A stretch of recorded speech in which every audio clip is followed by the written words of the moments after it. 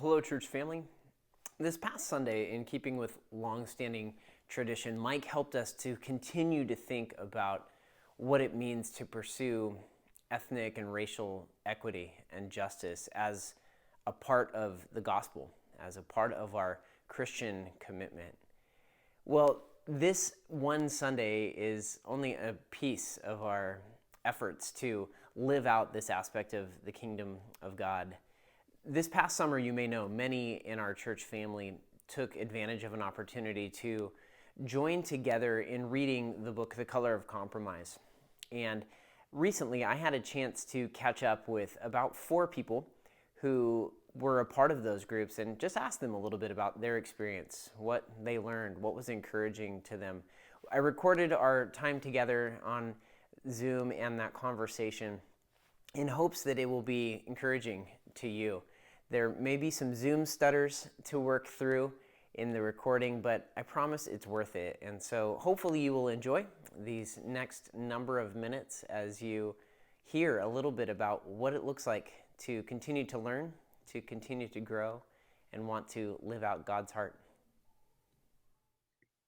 Well, welcome Santa Barbara Community Church family. Really grateful that you're taking the time to catch up on this Color of Compromise interview. And I'm really excited about spending the next number of minutes talking about this experience that a number of us got to enjoy this summer. And so I imagine that we have met, but if not, I'm Benji, one of the pastors of Community Church, really grateful to be a part of a church that wants to take seriously the topics of racial equity. And some of the people who have joined me on this call are just a small slice of the roughly 100 people or so who this past summer opted into one of these book groups to discuss The Color of Compromise. So I'm going to have each of you introduce yourselves. And again, let's let people know, how long have you been around Community Church and what prompted you to opt into, to sign up for this particular book group experience. And so, Steve, let's start with you, and then we will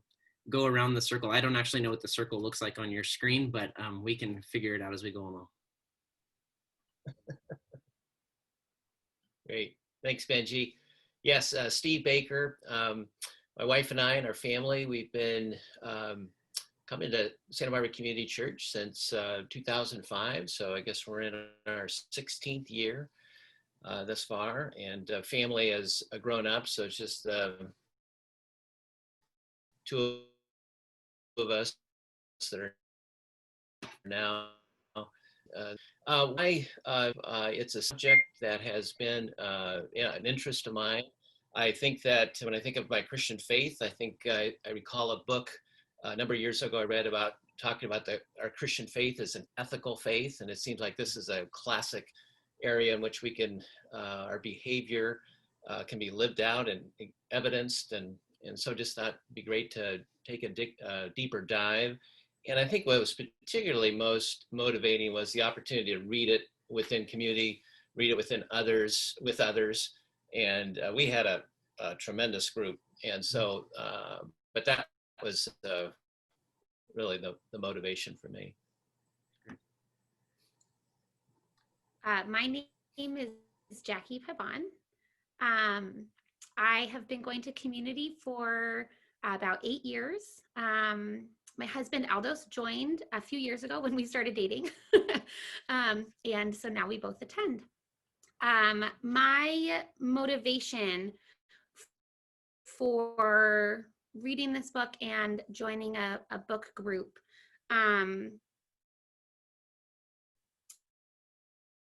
was just kind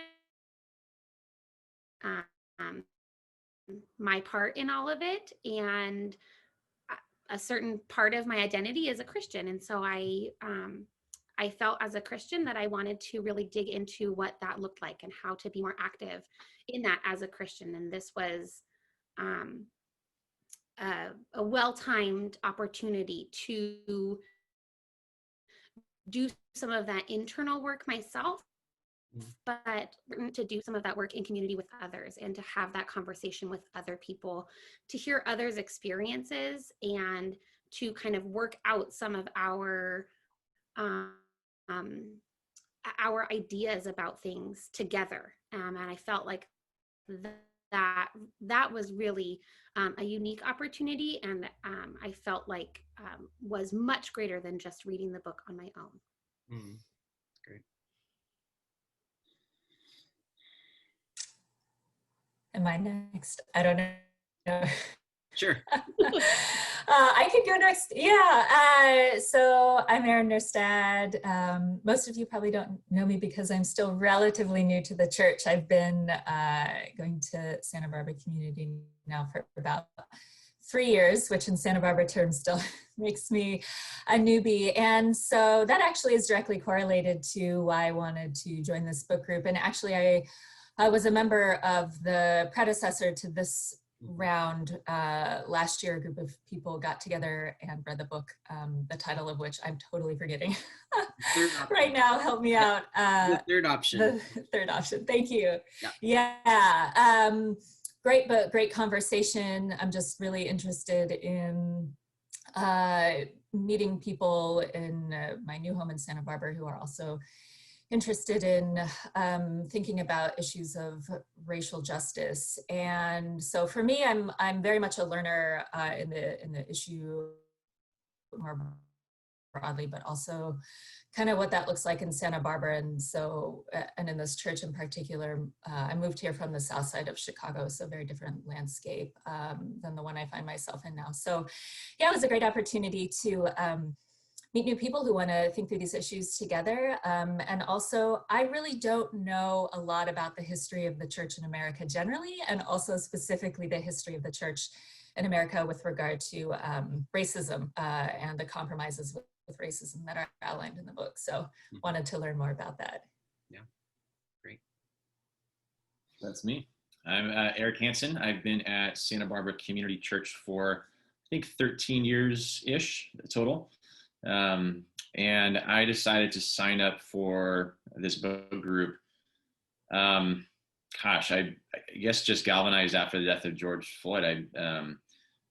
I just couldn't get out of my head how Paul confronted Peter to his face when Peter sat at a different lunch table, distraught over way more, and how much Paul's heart would be broken that Sunday is the most segregated day of the week in the church. And I don't know where to begin on all that. It's big and it's complicated and it feels overwhelming, but I didn't know any other better place to start than a book on believers written by a believer that I could read and process with believers on this topic. So it became a really like, how could I not do this? Like, this seems like kind of like a no-brainer, like first place to start. Yeah, that's great.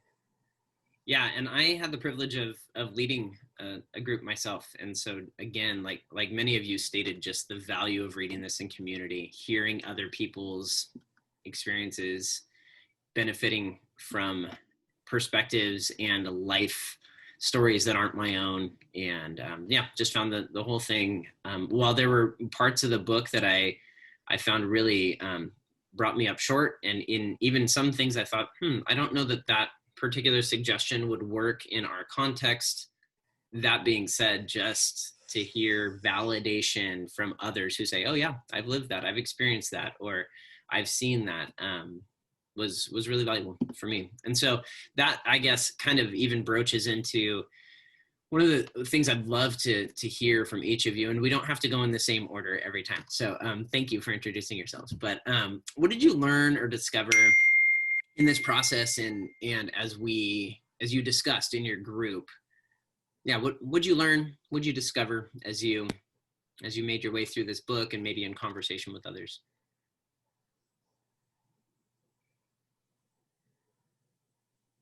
Well, I'll go ahead. The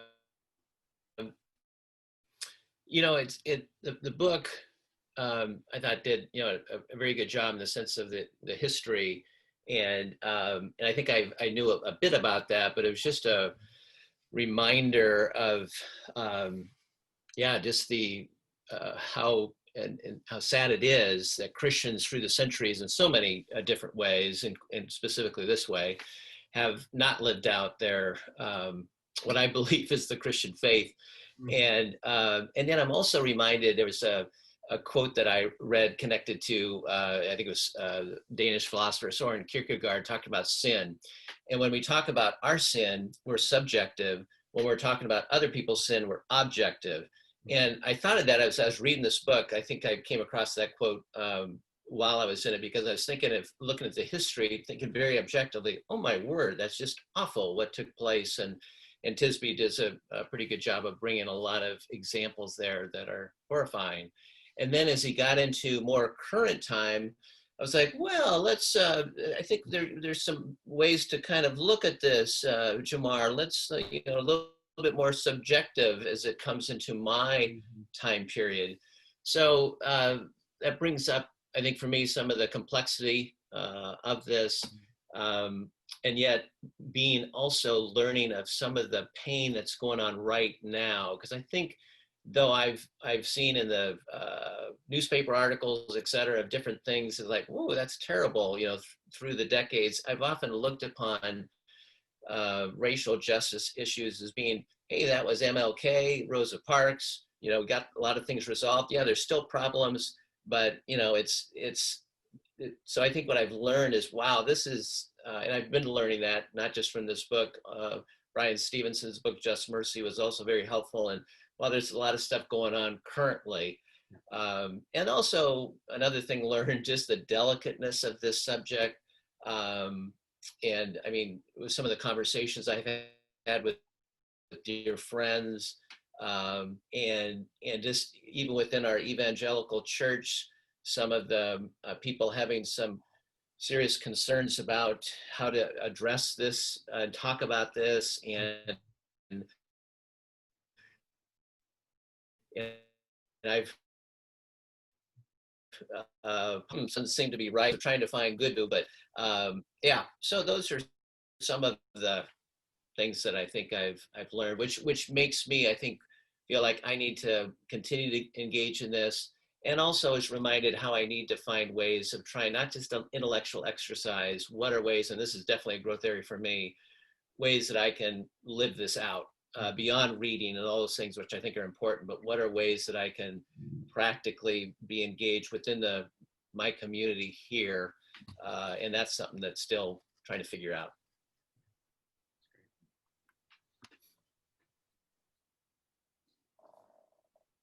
Steve, what really resonated with me with what you just said was just the complicated or delicate nature of it. And I also kind of found how this topic is complicated. It's not easily addressed by any means. And I just recently listened to a theologian talk about how just the nature of individualistic and collective societies, and how we come from a very individualistic society, obviously, and so it gives us a disadvantage when we're trying to discuss collective issues, especially with regards to sin. And so I tried to kind of put the lens of the difference between Psalm 105 and Psalm 106. Mm-hmm. Both of them cover very similar topics, but are written from very different perspectives. And so I found the need to check myself and say, okay, was I just choosing Psalm 105 to see, through the lens, a single lens to see kind of American church history, or was I willing to say, yeah, nope, it's not an either or in this situation. Both Psalm 105 and 106 are both true. And I need to find a place in my faith life to allow that level of complexity to exist, and try to find the language for collective issues of sin in my own camp of white evangelicalism, because that's where I'm from, for sure. Yeah, I think really similarly, the main portion of the book that really discussed the whole history of the American church and the complicity there of how it helped perpetuate racism in our country was really hard to read, and to kind of hold that was really hard. But just like both Eric and Steve said, I feel like it was so necessary to to help understand the complexity of the current situation that we're in. Without understanding the history of where the church came from and where our country came from, I think it's difficult to know how to move forward. Without truly understanding and owning that, it's really hard to know how to move forward. And so, although it was really difficult to read and was not a fun part of the book to dig into, I did really feel necessary. I felt thankful to be able to discuss those things in a group of people who all come from different, very different walks in their faith, but also different aspects of Christianity. It was just really interesting to have those discussions in a group. But then I think individually it was important for me to kind of own some of that and understand that it is my history. I am part of the evangelical Christian faith.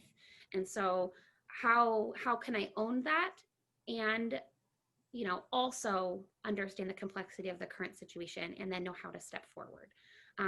I felt like that was a big learning portion for me. And when we talk about learning and discovering, I feel like that was probably one of the biggest things I learned. And I didn't know a lot of the American,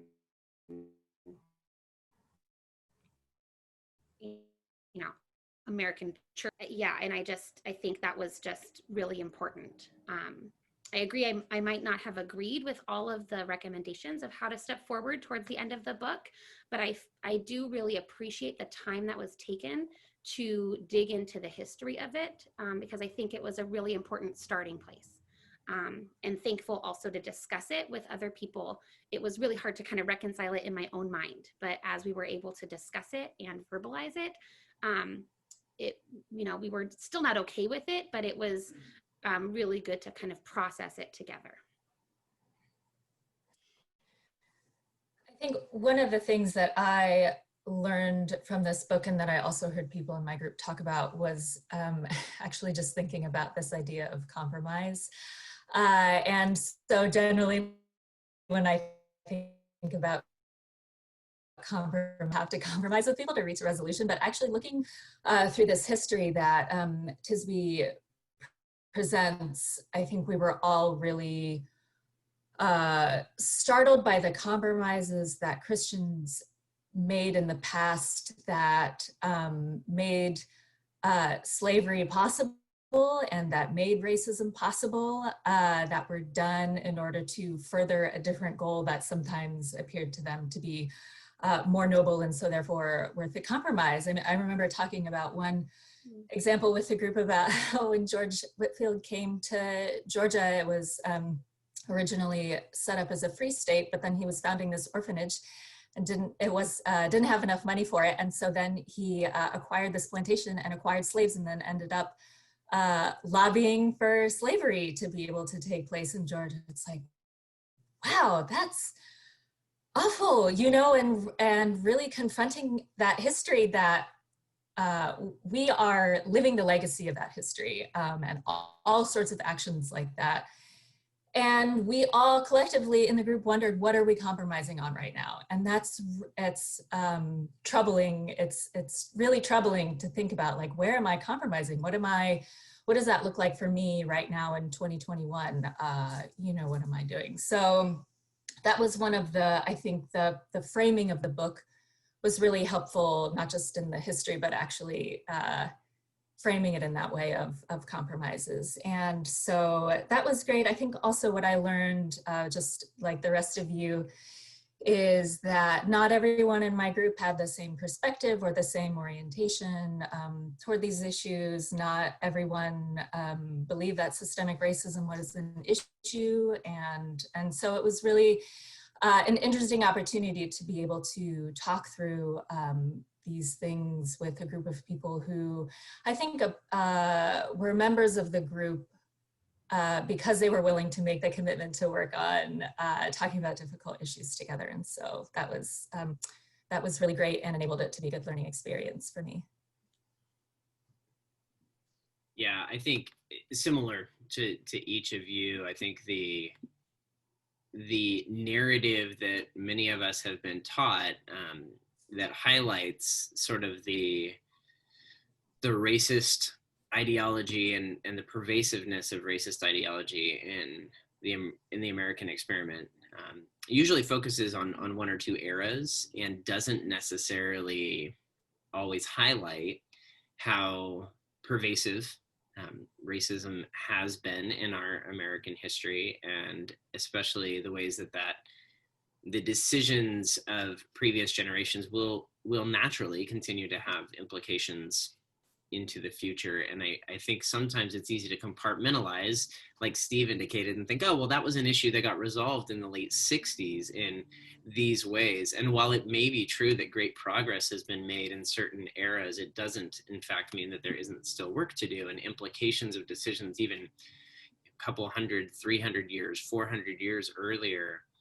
It's not surprising to me that we would still be living in the wake of those things and trying to figure out how do we live out a vision of the Christian faith in particular that looks different than some of those compromises, and looks different than the ways of the world and the ways that political power often was highlighted and, you know, sought to be consolidated, and the status quo was built to protect that rather than living out this full vision. And so I was similarly just struck by the pervasiveness in every generation of ways that we have seen this play out. So that's some of the, you know, I think, again, generally for most of us, the learning was kind of the eye-opening, like, oh my goodness gracious, this is perhaps worse than I thought or had previously recognized. What, if anything, and it's okay if it's nothing, but what, if anything, are you encouraged by on this topic as we think about the church and its willingness to, or its desire at least, to address racial justice and racial equity? And to clarify, I don't necessarily in that question mean just Santa Barbara Community Church. I'm talking the church broadly. What, if anything, are you encouraged by? I think for me, the general increasing recognition of the current state of systemic racism and people really thinking about what that looks like. And so I think the book is helpful also for presenting ways of thinking about that. And I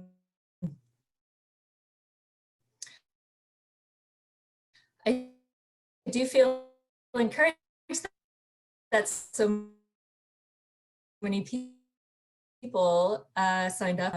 That's terrific. So I flex, even more people are interested in that issue who couldn't dial into this particular opportunity. So I'm encouraged by that. I'm encouraged by having an opportunity to talk through these issues, not just like with my friends who might believe with, who might agree together with people who are approaching it from very different angles. And so I find that encouraging just in the overall landscape of where we are in our country today, that we actually have the opportunity to flex those muscles and to engage with people in difficult conversations in these divisive times.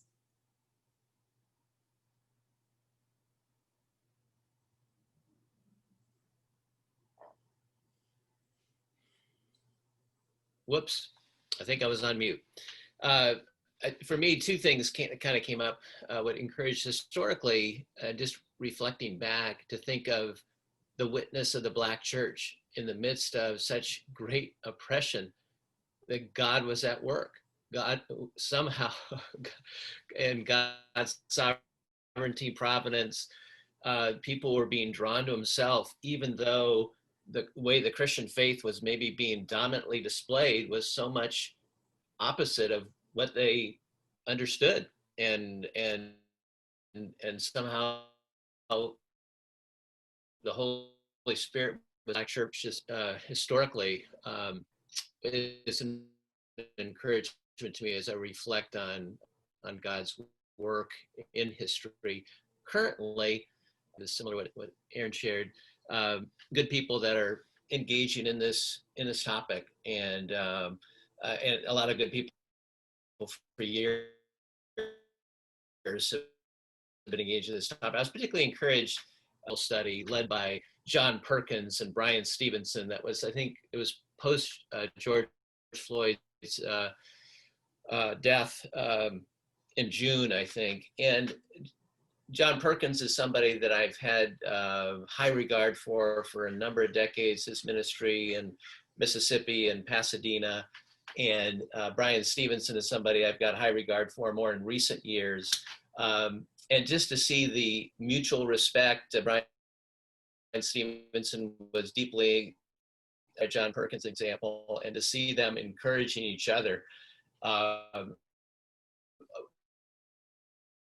as well as to the work that they're doing and have done and continue to do was just a reminder to me that there's a lot of good people that are working out there, and I just feel like, hey, I'd like to be a part of that tribe.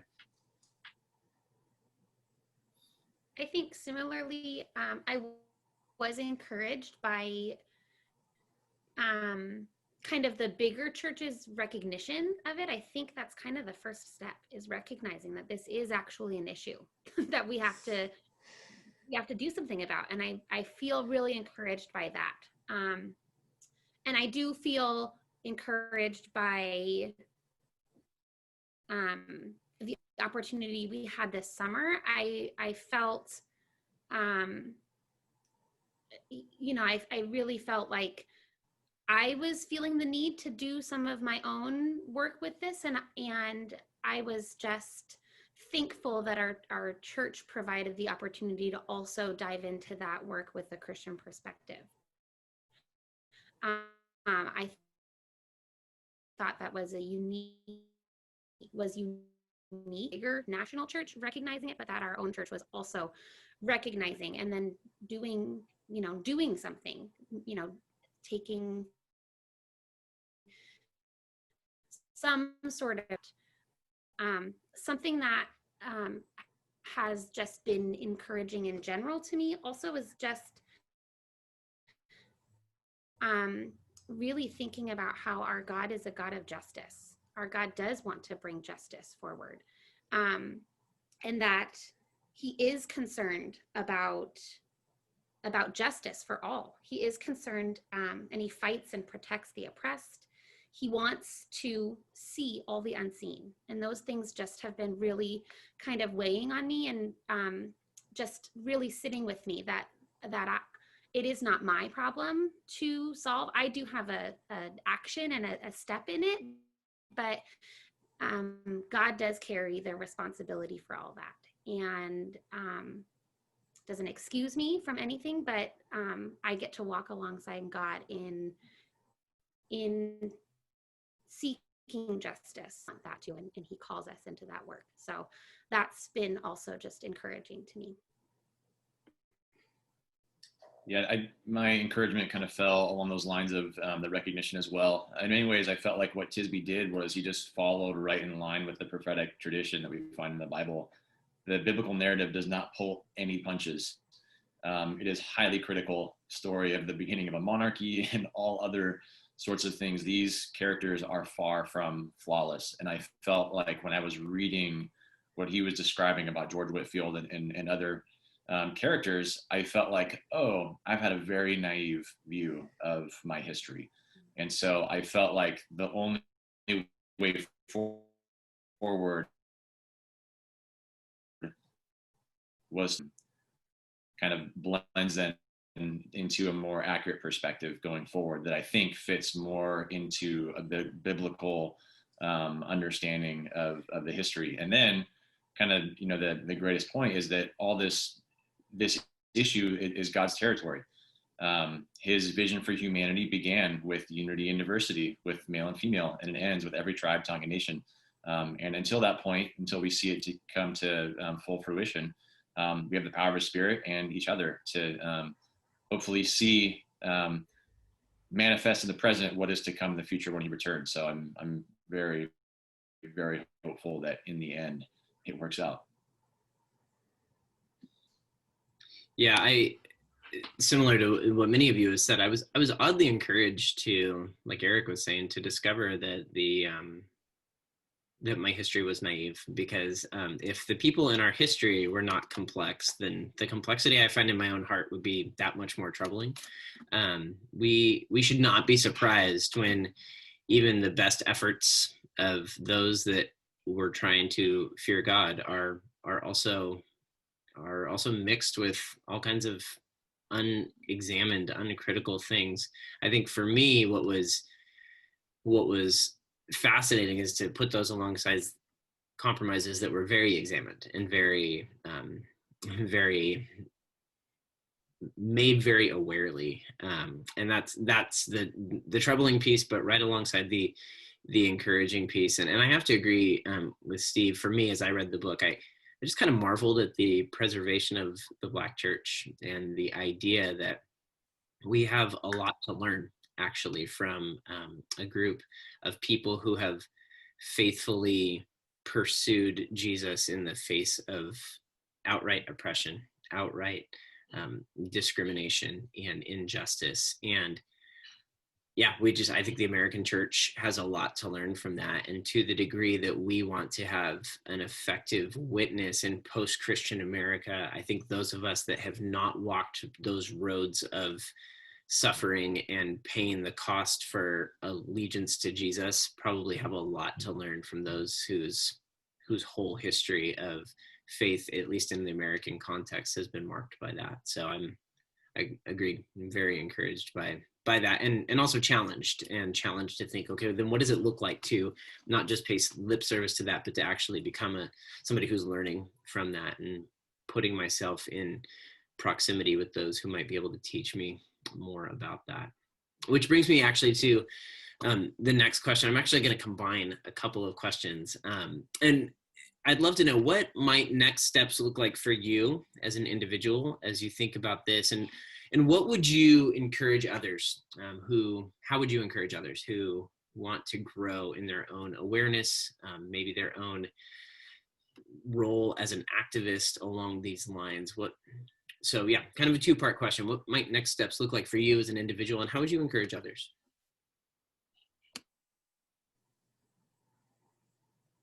Well, I think my next steps have looked like a lot of just continuing learning, continuing listening, and continuing learning. I've read a few other books, and just have continued conversations with people, some friends who are believers and some who are not, and just kind of continuing that conversation. I think for me, I really am trying to approach this situation with a lot of humility and not judgment, really just trying to hear and listen, not trying to judge someone else for their experience, but really just trying to understand where other people are coming from, what other people's stories are, what's true for another group of people, and how to hold that as true, and then also hold my experience as true, and to really just kind of try and sit with some of that has been some of what the work that I've done. I am an elementary school teacher, and so I feel like I've delved into some work in that area also, having conversations with coworkers. I have participated in a bit of anti-bias training that our district offered, that I chose to be a part of. And as a teacher, I'm kind of reevaluating all of the especially social studies lessons that we teach our kids. That's really where they learn all of that American history and all of that, and really trying to, I've been doing it for a few years, but this year in particular, really trying to reevaluate how we present the story of our American history and what truth we can present and what that really means.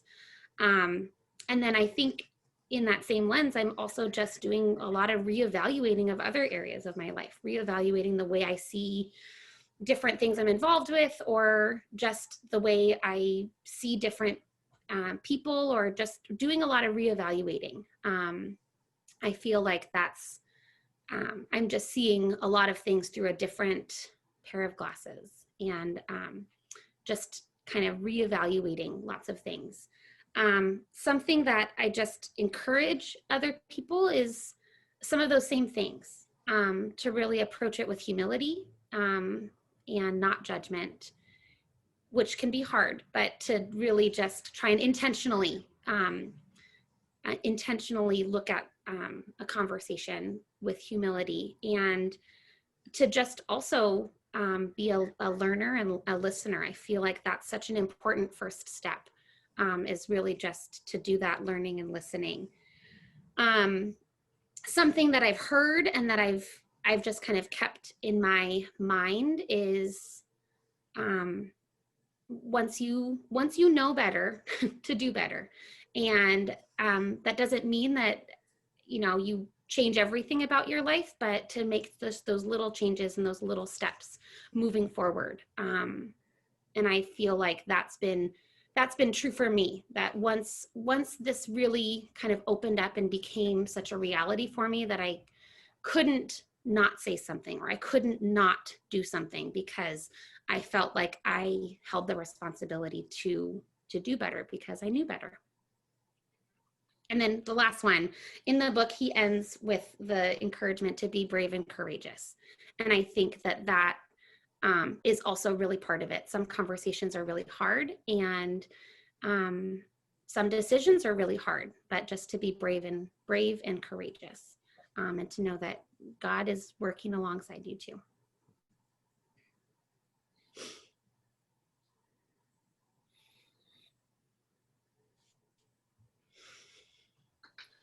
Well, that's a good word. Thanks, Jackie. Yeah, I think some of the next steps, for me, I think both in continue to dive into this, was challenged by a good friend to think about, what kind of spiritual growth to see in 2021. And this is an area that I would really like to explore more. I'm not sure how to really quantify in December 31st how it would be different than this date, but I do think that there's a need for that. So I've got a book that I haven't started yet, Be the Bridge. So that's the next one I'm going to get into and try to read some more. I think also, and I'm not sure how this is going to work, and not to put pressure on the church, but I would hope that there could be opportunities within Santa Barbara community that I could, hey, that would be a place I could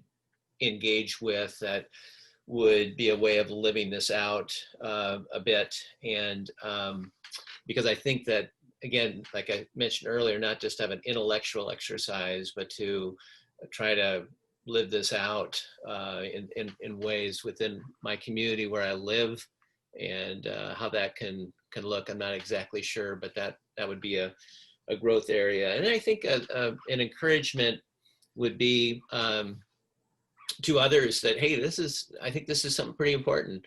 It's important witness to non-Christians, how we're responding to this, that we do, as a number of the folks here have shared already, where God is, how God is communicated in Scripture, being on the side of the oppressed.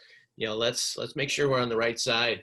We want to be on God's side, and I just think that how to, everybody's got different things that they're interested and engaged in, but I think this is one of those that, particularly in this historical moment, that be good for us to lean in more and encourage. And at the same time, I think particularly resonate with what Jackie shared about humility and the need for that. I just am something I've often thought of myself, off the record, as being a very humble person. And I think the older I get, the more I'm reminded of the pride that I have, and particularly if I think I really know something, and how to, want somebody else to really know that too.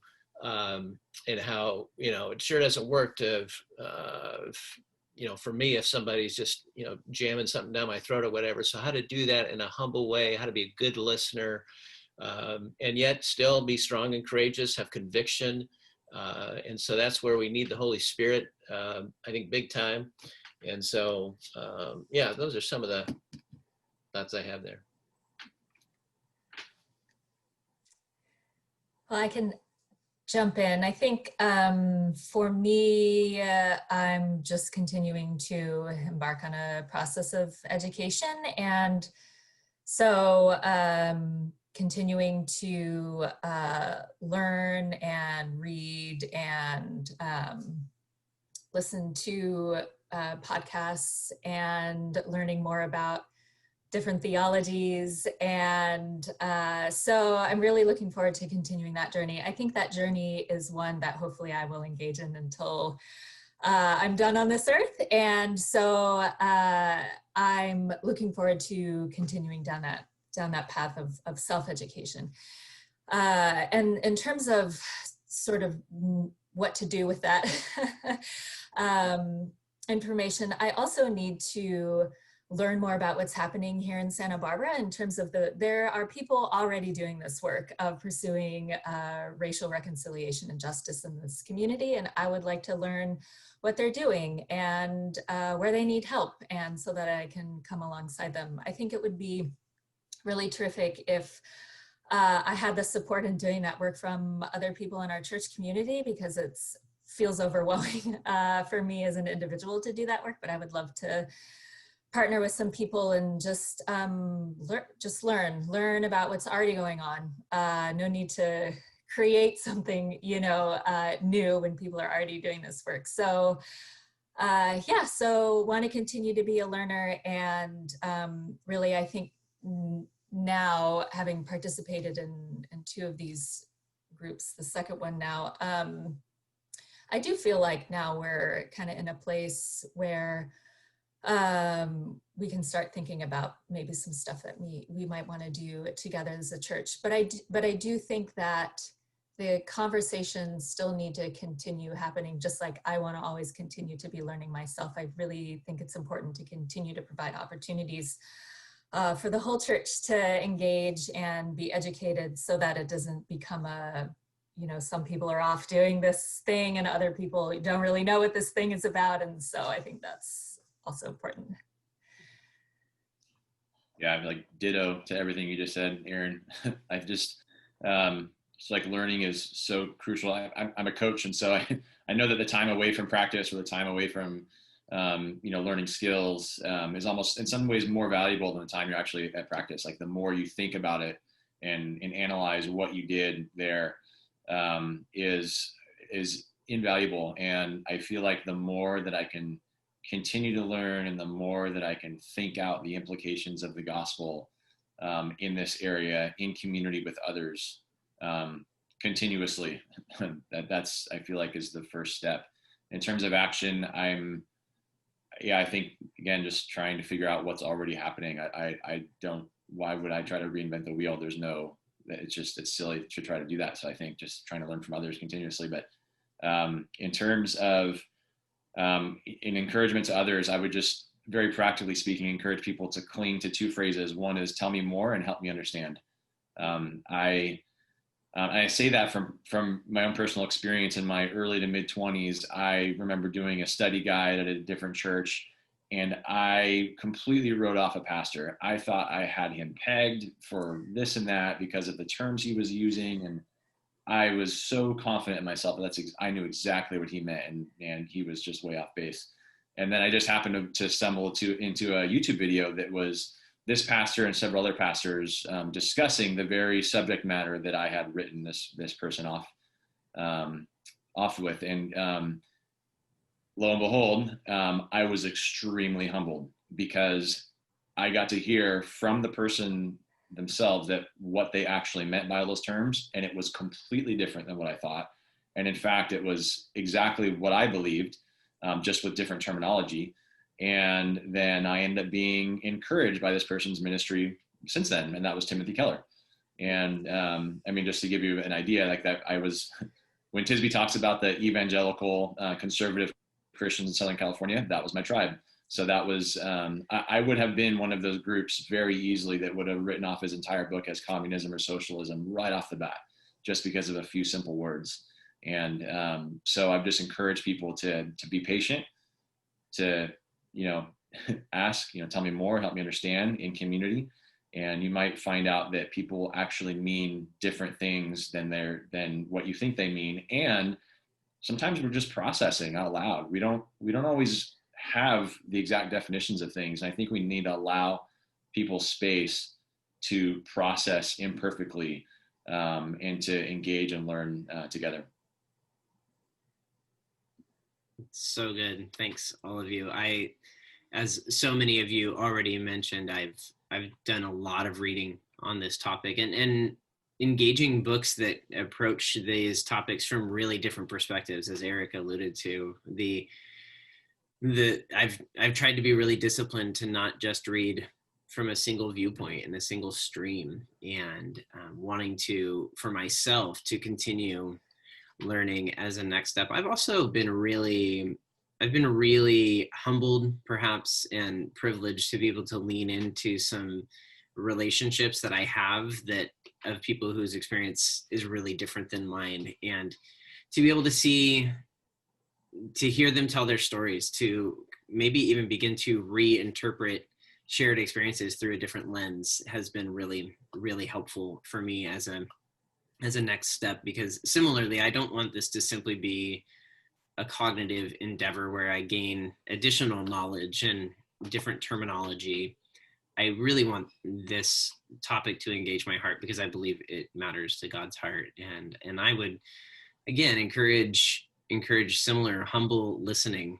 Tell me more. It's one of my favorites. And and asking people, help me understand what you've lived through, I think is so poignant. And I think the other encouragement I would have for our church as I think about this topic is that we really need to lean into one another in this season. It is very, very tempting and very easy to only surround ourselves with people who will affirm our existing beliefs, and it's comfortable, and I like being told I'm right, and surrounding myself with people who will agree with me all the time. It's nice. And yet that's just not how the church works. And I think the more that I read in the New Testament about the task that was facing the apostles of combining Jews and Gentiles into a shared family, I think that was a more monumental task than perhaps we realize.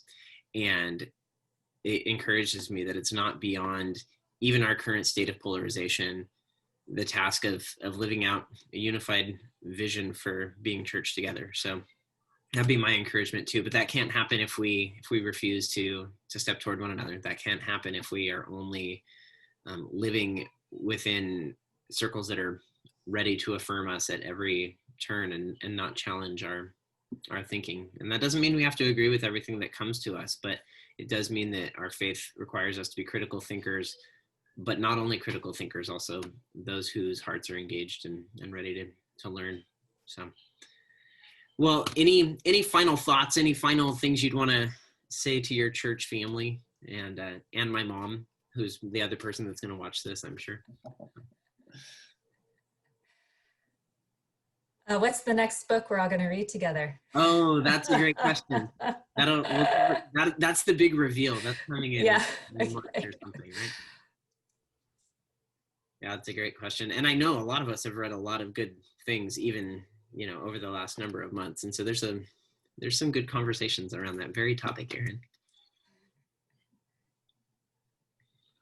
Great. Well, I really appreciate all of you making the time. Thanks for being willing to share some of what you have heard and experienced for the benefit of our church family. I really appreciate that. And I'm really hopeful and really expectant to see what God is going to do in the hearts of us collectively, as he has already been doing so much work in many of our hearts individually, and excited to see the ways that will allow us and others to be a blessing for the kingdom of God right here in our own community. And if he is pleased to do so, perhaps even beyond in ways that I think our country is aching for and longing for, and excited to see the church continue to lean into being the church in these ways that reflect God's heart. So thank you all. Thanks for making the time for this, and thanks for sharing your heart and your thoughts. Thank you. Yeah, appreciate you all, and thanks for doing this. And we'll talk soon, and maybe about this topic or maybe another. So thanks, guys. Sounds good. Okay. Thank you. Take care, everyone. Bye. Bye.